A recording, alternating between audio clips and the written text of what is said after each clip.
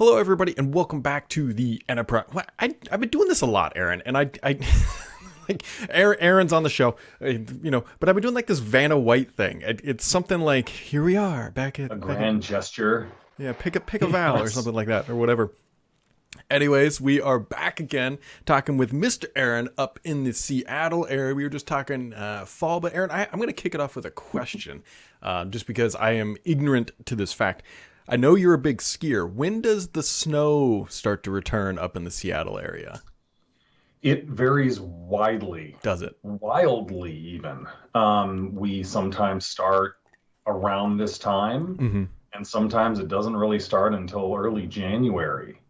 And it's a function of kind of this more coastal climate. Even though we're inland, it behaves more like coastal, and so it can sometimes bring warm storms. The Pineapple Express is very common, and sometimes can really deliver, a lot of snowfall. So we just had some good snowfall in the mountains, Mm-hmm. but yeah, it just I'm not with the pandemic and everything. It's going to be a very bizarre year. I Oh can yeah. we already know that, and the way it all works. And for the skiers listening, it's reservations and all of this. It's going to be much more of what I've likened to more of a country club kind of golf experience, Mm, which is a little less kind of come and go as you please feeling that yeah. that I've grown accustomed to over the years. But I just hope it starts and that we get some days in. We'll see. Yeah, I mean, I enjoy I haven't skied in a while. I enjoy the idea of skiing, at least I probably haven't skied in 10 years. But one day I hope to get back to there, at least on an outing. I don't Do know. you We will see. do you That's get what we much need. snow there? Does it accumulate? Does it stay around? So there actually is a ski slope, or ski. There's actually two, probably within 90 minutes. Like one's Oh, directly north and one's directly west, but they're like 700-foot hills. So yeah. I mean, you can ski, but it's not like your 1,200, 1,400 foot, 1,500 foot declines or anything like that. So I grew up in southwestern Minnesota, and so love to all my rural Minnesota brothers and Mm-hmm. sisters. And I learned to ski at a place called Mount Cato, and it was, I think, a whopping 300 feet or Okay. something. And so all love and respect to Midwestern skiers. And famously, Buck Hill, Mm-hmm. right outside the Twin Cities, has minted lots of Olympic champions. Really? Lots. Like Lindsey Vonn trained there, Huh. and Michaela Schifrin, and like all these people all go there for this Austrian coach. And it's just this short hill, and they just, bang gates nonstop in the darkness as much as they can, and like lots of champions. It's really fascinating. So, skiing. That's what we always say. If nothing else, everybody And will you'll come away start. from this episode knowing that outside of Minnesota is a great place to find up and coming potential Olympics. I Seriously, would never, if you would have said like, Brad, I'll give you $500 if this is a true fact, I'd be like, there's no way. Like, but there you go. for real, for real. It's amazing. And it's even smaller than Mount Cato. Buck Hill is like literally, it's like I think like one lift, one run. Like and what the real like competitive Hmm. athletes do is they take this rope tow, like this total like jerk your arm Yeah, off yeah, rope tow, and off they go. It's super fascinating. But yeah. yeah. Interesting. I'm sure Anyway, there's some logic behind it for people who know. Like, I'd love to tell you that I know anything other than you just bob and weave as you go down, but that's about the extent of my knowledge. But I'm sure there's some reason. Maybe it's just because you can get a lot of runs in. Who knows? Um, that's an interesting fact of the day that I would have guessed I would have been talking about. But one there thing you go. people should know about, because we've got a good listener question in, because it's a very specific scenario. But Windows 10 20H2, depending on the machine you're running and the drivers you have and the hardware you have and the way the wind is blowing today, may or may not be on your machine. I don't know if you've heard anything on your end, Aaron. You've got a bit different optics than I do, but if you've heard anything, we'd love to know it. Yeah, I think the feedback we've gotten is that it's gone smoother than the Really? past. Okay, good. And that it behaves more like a hot fix, it installs like a hot fix, Hmm. and is more of like a roll up. So it should be less disruptive. We've had less negative feedback, I guess I would say. We've had fewer support issues that we've had to entertain. relative to kind of some of the past problems that Hmm. we've seen with other major updates. But that doesn't mean that people should expect this to be the way going forward. It just happens to be the characteristics of what's in this particular one. Gotcha. So yeah, I mean overall, good that it's out there, good that it's behaving nicely and all of that. But sort of interesting in all the landscape of all the news going on and Hmm. some of the things that are coming for next and next major updates to Windows 10. Yeah, the other interesting thing, and so this comes from one specific data like catalog or website you call it, net market share. For last month, according to their data, Edge, Microsoft's new browser, not I don't believe this includes the old stuff. Actually, that's a good differentiator. Is just about 10%, which is something we haven't said about a Microsoft browser, or 10% market share, I should say, in a very long time. I mean, Microsoft has got to be like popping champagne to this. Sort of amazing, generally remarkable. I mean, it's no secret that I'm not a huge Edge fan, Hmm. but they did the kind of the Chromium like like Yep.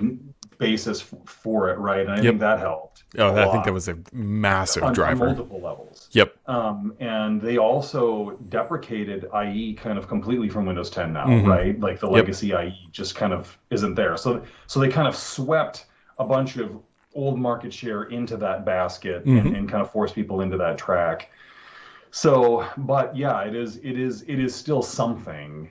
Um, I think that for a lot of people who work across many different kinds of devices, which is pretty much everyone, right? Because there really isn't a Windows Phone option per se. Right.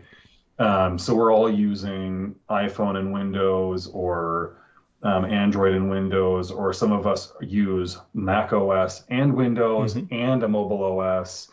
And so you want consistency in terms of your browsing experience across those. So for me, Chrome is the way that I achieve that. Hmm. Other people believe differently, and some people like the different experience to kind of stay on top of what's happening between everything Yeah. between Edge and Safari and whatever, even Opera still Hmm. exists and people sometimes like that. And I know some people who do that with their search engines too. I know some people who are huge fans of DuckDuckGo, which is Yep. really sort of a thinly veiled Bing, in terms of the way it works and the algorithms and its Hmm. performance. But it's just sort of interesting. So it is a matter of preference, except to the extent that your internal policy requires you to use it because of the way that your line of business apps work at work.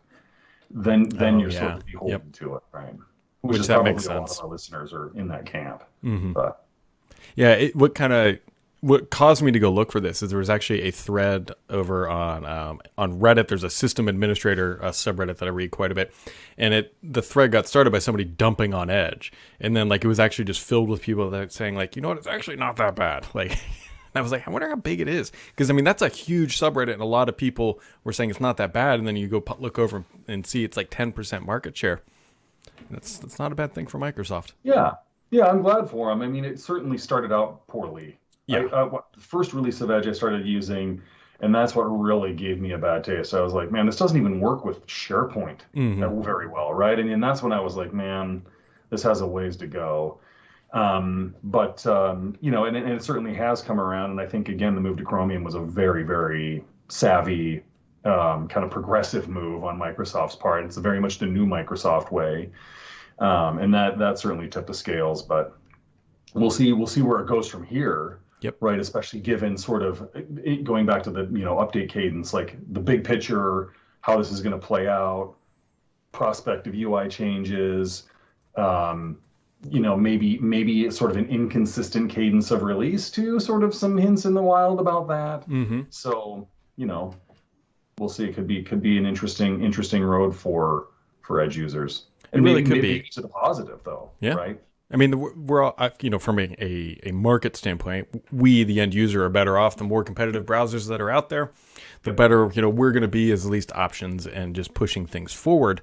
But speaking of pushing things forward, Mary Jo beat me to the punch on this one. I've been hearing about this for a while, but there's a thing or a project or a movement inside of the Windows org called Sun Valley, which I don't know if this is directly true, but it was supposed to be like the sun shining on the valley and kind of, re-blooming, if you will, re-blooming all the flowers and everything going on.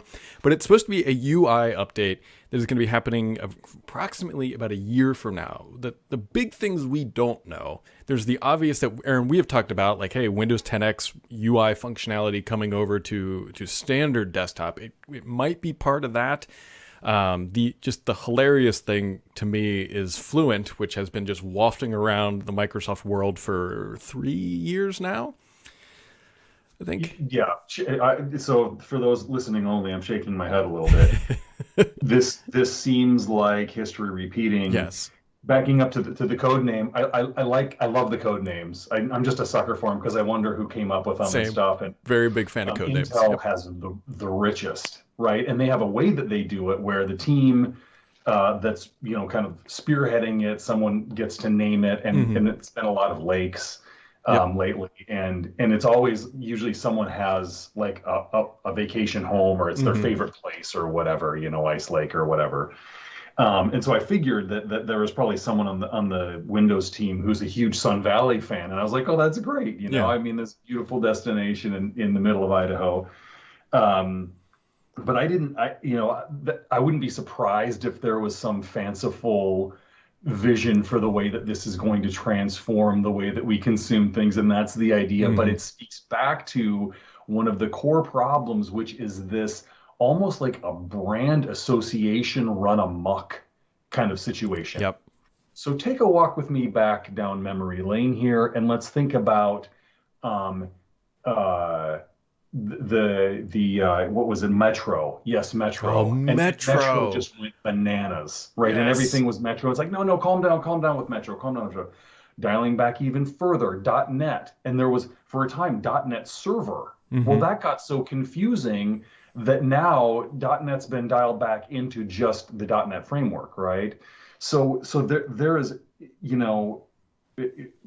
kind of this conflation maybe of the naming with like all these other things, and what does that mean? And so much of it's UI. So I'm concerned about this going down that road. This is a little bit of, well, first of all, I think a UI refresh is going to be timely. Like, it's been a while, and it's been the same Win 10 UI, which is good from a productivity perspective. We know where everything is. We can move ultra fast. I expect it. I require it. When things change, it slows me down. It's frustrating. But if it's really just rounding out some edges and making it feel softer and cleaner, I'm all for it. That's great. Changing behavior is maybe another question. Question maybe, is this really just lipstick on a lipstick on a pig scenario, right? Are we just dressing this thing up so it feels like it's something different, even though it's really not? But I also know, based on the people that I know who do this work, that this is no casual undertaking. This is not like something you do just for that purpose. Yeah. So I kind of want to, even though I held that up sort of almost at a conspiracy theory level, I want to disabuse people of the notion that we're just trying to dress this up in some way to make it look like more is happening when things aren't really happening. There is almost certainly tons of user research going into this, thousands of hours, millions of dollars, to say this will be a step in the right direction. That doesn't mean that they'll get it right, but this is going to be well substantiated. Interesting. Another aspect of this that's sort of interesting to me is that Windows and partly maybe pandemic and COVID and all of that has become very, very popular again, and has really come to the forefront as an important product. And it's not being marginalized or sidelined in deference to Azure undertakings and Office, and kind of more Office proper M365 undertakings. Windows really needs to be a thing. And I think that's the stake that's being put in the ground with this move that's positive. Yeah. That they're saying, hey, this is an important thing that we're going to invest in. There are improvements that we really need to make. and we're going to make them. So in that way, I think it's really positive. And I just really hope they get it right, and it doesn't turn into sort of this, memories of Vista glass and Yeah, all I of this hope not. quite work out. But now we have the GPU horsepower, we have the memory, we have all of these things now that we didn't have then. It's been a long time.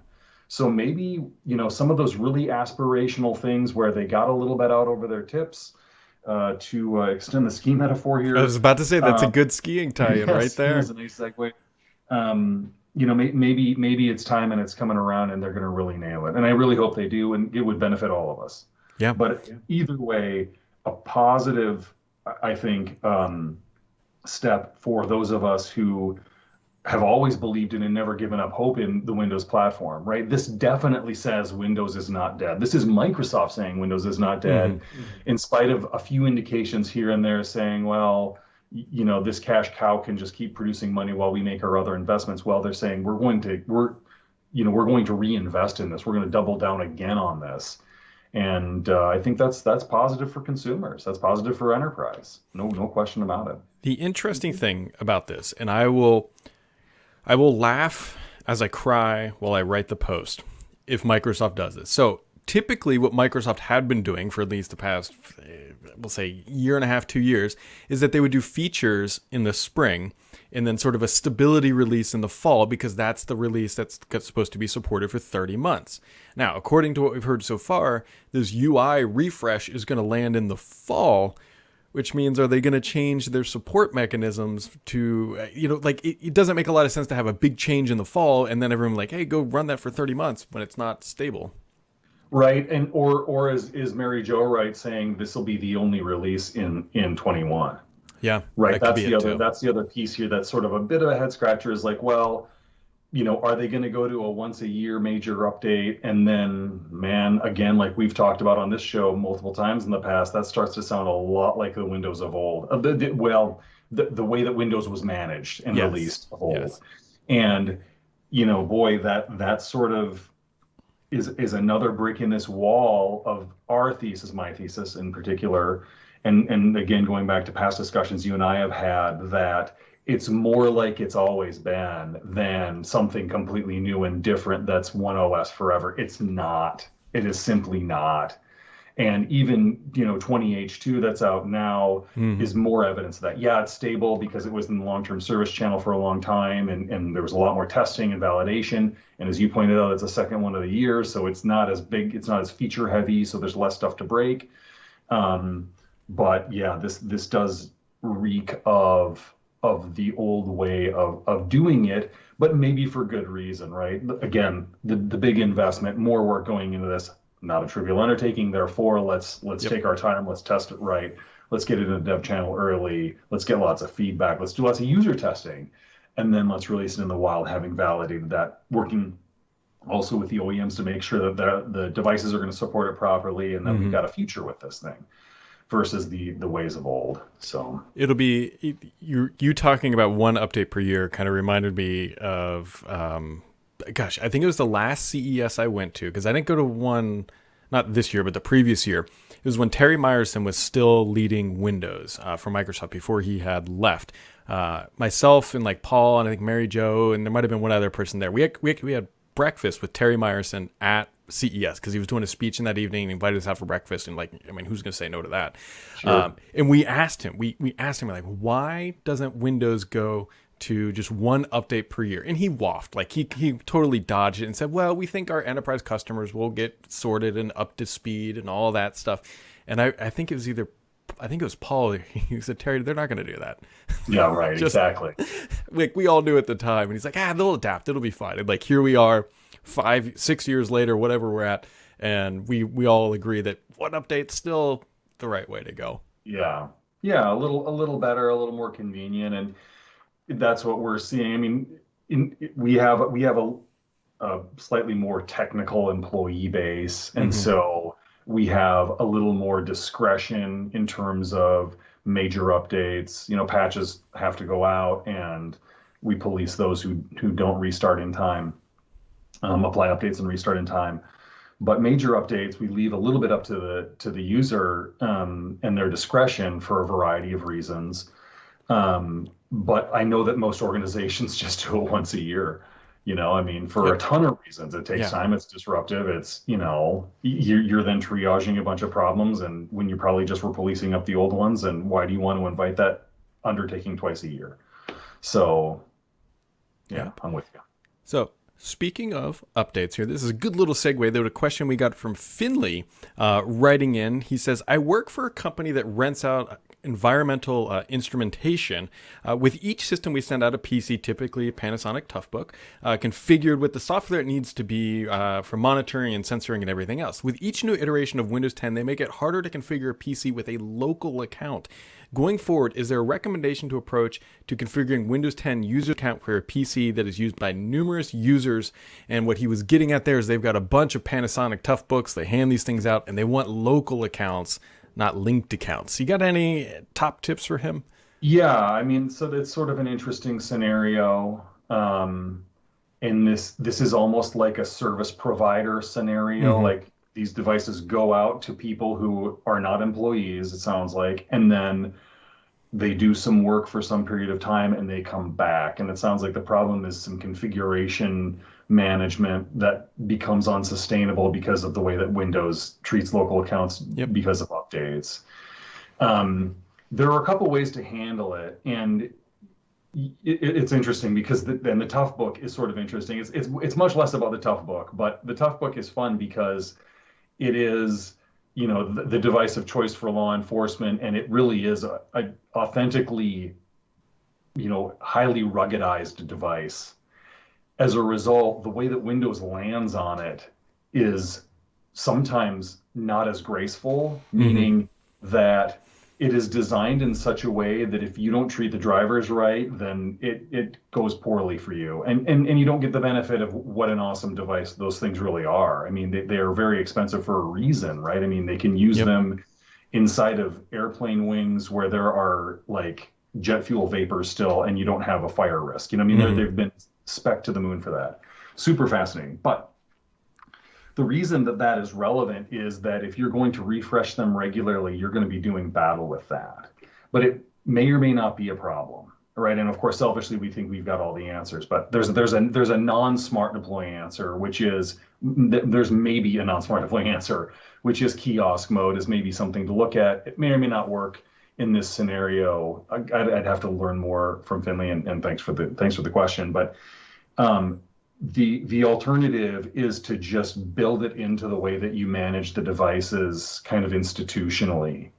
And what I mean by that is undertake an imaging process. And I don't know if this is what they do now, but what we would do for sure, even not being a company that makes this, if I was running that business, I would reload that device entirely every time it came back from Mm. the field, because who knows what they've got on there, and you don't want to be handing back a device with some malware to another customer and then you've caused them problems. So it seems like it would be a liability if you didn't do this.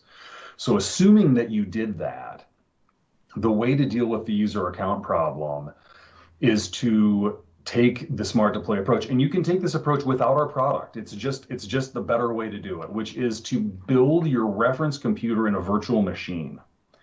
And that has many advantages. And people for a long time were resistant, and still sometimes are, because it's confusing. Why don't I just build it on the device that I'm going to be using? You can. It's just that the drivers change, and then you've got all these, all this bloat in your image that's completely unnecessary. And even Finley conceded that it's usually Panasonic Toughbooks. Well, what if it's not? And what if it's Mm-hmm. a different flavor of Panasonic Toughbook? If you build your reference computer in a virtual machine, it has only this extremely lightweight, minimal set of drivers that the virtualization platform requires. So you've got the most pristine, ultra clean image. Use that to do your updates and keep that up to date ongoing. The advantage of that is you don't have to run Sysprep on the VM, and so you don't then have to rebuild the image, your reference computer, potentially ever. So Ah. you've saved yourself hours, you've saved yourself work time in the image capture process, and on and on and on and on and on. So that would be the frame of reference I'd work from. And then specifically, you've got Windows installed, you've got your local user accounts, you do an update, it blows away your local user accounts. Well, then in your reference computer, just recreate the local user accounts, recapture the image, and reimage all the devices, and you should be butter. That would be the path that I would follow. And it sounds like a lot of steps, because I included a lot of kind of explanation in there. Mm-hmm. It's super straightforward. It's much easier. It's faster. And if you just look at the feedback, reviews of our product and things, like people talk about this, like it was confusing at first because we didn't understand how virtualization related to this. And then everyone says it's better and faster and superior, and it really is. No rearming, none of that stuff. No Sysprep Rodeo. It's awesome. Sysprep Rodeo. That would be, oh man, maybe that should be the title of this podcast. No Sysprep Rodeo. If you couldn't tell, Finley, by the way, this is Aaron's exact, like, there's no better wheelhouse than for Aaron to be in than to ask that type of a question. So it's perfect. This is in the center of our universe. This is the world that we play in. And interestingly, one of the things that we do is manage for organizations their Panasonic Toughbook drivers. Gotcha. So if you look, even without a paid account, you can go and see all the driver packages that we support and Panasonic's in there for this reason, that it's just really difficult, and outsourcing that to a service provider is extremely difficult, and then that's not even always that reliable. Mm-hmm. So we work very hard to make it perfect. And for everybody who listened to that, by the way, there'll be links down below for Aaron's stuff. Yeah, it's worth a look, and we can and even like just ping us, and we'll help you kind of sort out strategies, with or without our stuff. It's all good. So very, very cool. What else is going on in your world, Aaron? As we wrap it up here, and honestly, this is it's hard to think. This is the last podcast before we do the last podcast. Oh man, it's the end of the year, right? Another year of Enterprise Dish. It's been great. I mean, it's been I think you and I had some interesting conversations at the beginning of the year, kind of over under on how the year would go. And it kind of met our most pessimistic expectations of, the pandemic really taking the world off its rails. Yep. And it's been so fascinating and gratifying to see how technology has made it bearable. Mm-hmm. And as we're kind of coming around to a future where all the therapies and vaccines are coming into view, our perspective is we're not going to really be out of the woods even after the vaccine comes available. Yep. It's going to take a long, long time to get through what are probably going to be both injections and get it to enough of the population that we can start getting back to normal. So, our discussion is about a 2021 that mostly looks like 2020 on some ways, and even an end of year that's probably going to be even more brutal than perhaps anything we've seen to this point. So, our outlook, without getting really dark and pessimistic, is just that we're hunkering down and just hoping for the best and trying to stay calm through the holidays. So that's kind of where we are. I hope listeners are all faring well. It's been a wild year. You know what 2021 is going to be, Aaron? The year of the Sun Valley. The year of the Sun Valley. The light's going to shine. The flowers are going to bloom. Oh my gosh, dude. And that is it. That is it. I'm going to bring that back up at the end of next year, and we'll have to revisit that prediction. That's one for the record books. I'm typically an optimist, down in my soul. We'll try to remain positive. I mean, one of the things I was going to say is it'd be interesting to go back and watch because typically everybody who's new to the show in December, because there's less content, we usually talk about, what's the year ahead, things to be considering. And it'd be Aaron and I cannot predict the future. Otherwise we would have won the lottery multiple times over by now. But going back to December of last year and seeing what we thought was going to be the trends, because obviously some Windows things you can, play into, but then the whole world just kind of, shut down for a while and really kind of put some timelines into 21 that would have been in 20. So. Yeah, that sounds like a good topic. And then also some, of course, our predictions for 21, which I've got a couple notions. We'll see. We will see. And to everybody else, make sure to click those links down below that we talked about a little bit previously. You can also hit subscribe if you're not already doing that. And Aaron, we very much appreciate your time, and we'll catch everybody else right back here next time.